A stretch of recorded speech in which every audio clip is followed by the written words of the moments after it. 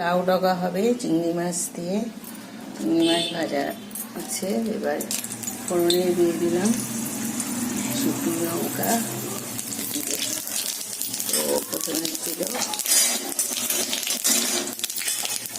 ডাঁটাগুলো দিয়ে, ডাঁটাগুলো ভাজা ভাজা হয়ে গেছে। এবার এই সবজিগুলো ঢেলে দিলাম, অল্প হলুদ, অল্প নুন দিয়ে এবার ভালো করে কষাবো।